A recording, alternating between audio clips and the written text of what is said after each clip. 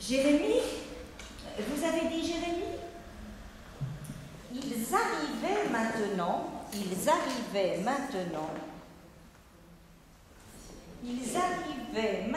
sur un terrain vague, encombré de brouettes. Encombré de brouettes, virgule, de charrettes et de chariots. Là, il y a un petit piège. Donc, je reprends ce nombre de phrases. Ils arrivaient maintenant sur un terrain vague encombré de brouettes, de charrettes et de chariots rouillés. Point virgule. Ils avançaient sur un sol jonché d'ordures.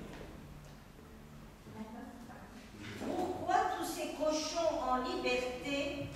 Point d'interrogation. Demanda Léopold effrayé. Sans doute des perruches dont les voix suraiguës déchiraient la douceur moite de l'air. Ils arrivaient maintenant sur un terrain vague, encombré de brouettes, de charrettes et de chariots rouillés.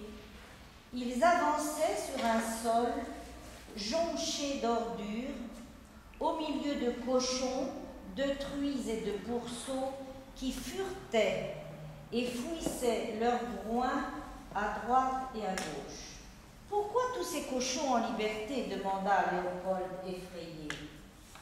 Tu ne vois pas qu'ils font le ménage, répondit Narcisse, qui, nu-pieds, évoluant sans patiner sur les détritus, tâchait de les préciser. Ils arrivèrent enfin dans un hangar. Point.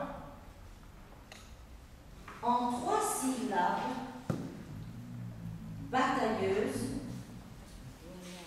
on annonçait leur destination. D'Alexandre-Antoine, la ville d'Alexandre-Antoine. N'avait-on pas encore une demi-heure?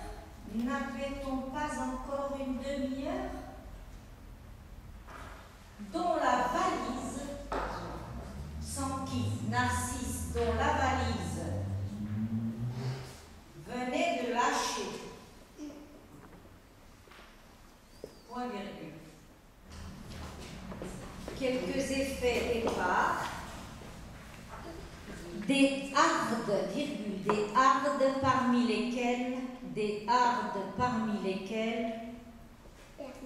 Alors, je recommence. Il ramassait à la hâte quelques effets épars, des hardes parmi lesquelles un réveil matin, une casserole en fer blanc, une cuillère étamée, 3 cailloux et des plumes fauves. Point. Des petits coups de maillet sur les joints. Point virgule.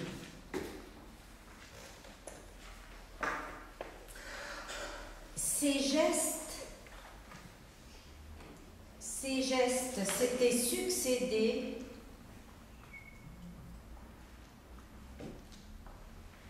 virgule, ce général mulâtre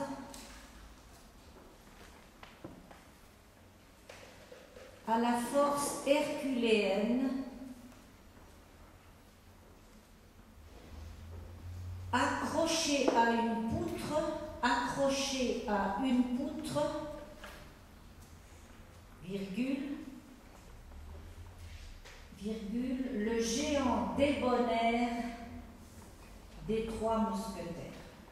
Le géant débonnaire des 3 mousquetaires. Donc je vais ramasser les dictées, si vous voulez bien les faire passer. Une dictée qui a été organisée hier dans le cadre de ce salon du livre, qui est donc une première. C'est une idée évidemment d'Anne Vervet, qui est organisatrice de ce salon. Une dictée qu'elle a préparée avec Suzanne Varga, qui est à mes côtés, qui est évidemment auteure, présidente du salon du livre de l'année dernière, Et c'était donc hier une première expérience.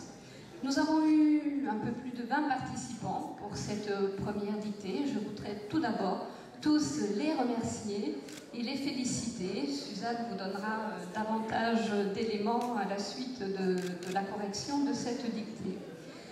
C'est une expérience qui a beaucoup plu à tous les participants, que nous espérons pouvoir renouveler. C'était une dictée sur 2 niveaux. Une dictée qui s'adressait aux juniors, c'est-à-dire aux enfants, et puis un niveau adulte, mais Suzanne vous en dira davantage à ce sujet. Voilà, alors je voudrais surtout remercier tous ceux qui ont participé, remercier Suzanne d'avoir évidemment conçu cette dictée, d'avoir préparé cette dictée et puis mis en œuvre tout ce qu'il fallait pour qu'elle puisse se tenir. Je crois que c'est une belle expérience, j'espère que nous arriverons à la renouveler. Et à ses côtés, je serai ravie de féliciter ceux qui ont le mieux réussi cette dictée. Voilà, je passe la parole à Suzanne. Mesdames et messieurs, je tenais à vous dire d'abord que l'idée d'Anne Hervé de faire une dictée était une manière d'englober la thématique du Salon du Livre, c'est-à-dire que selon cette phrase célèbre de Julien Gracq, en lisant, en écrivant, c'est-à-dire qu'on ne peut pas séparer l'écrire du lire. Je suis partie d'une évocation d'Haïti, c'est-à-dire essayer de faire un texte agréable à entendre et agréable à écrire. Il va de soi qu'il y avait un certain nombre de pièges qui se sont glissés dans le texte. Par exemple, et ça c'était dans la partie des juniors qui était un peu difficile, c'est l'expression adverbiale à l'envie, qui n'est pas, bien entendu, qui ne se réfère pas à l'envie, au désir, mais à la provocation, au défi du vieux français invita, et qui s'écrit sans E au bout, bien sûr.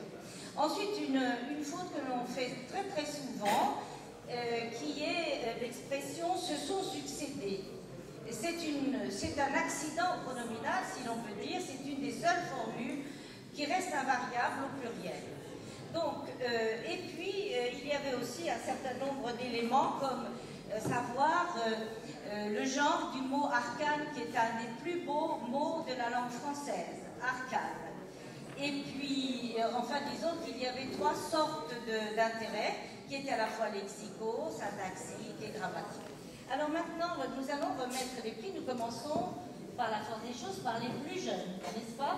Alors, les 2 lauréats sont Tristan Jasset, ici présent, et Manon Lagier.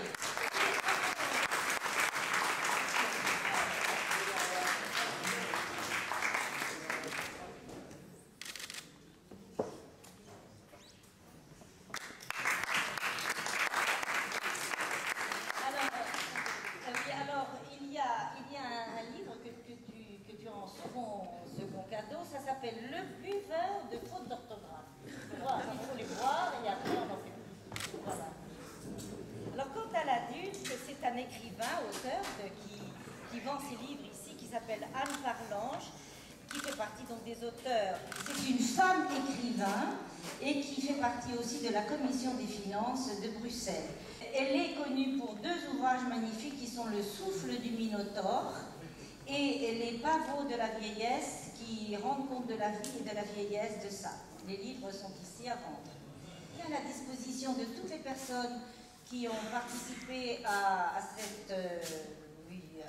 cet échange, leurs copies avec leurs corrigés et les notes. Voilà.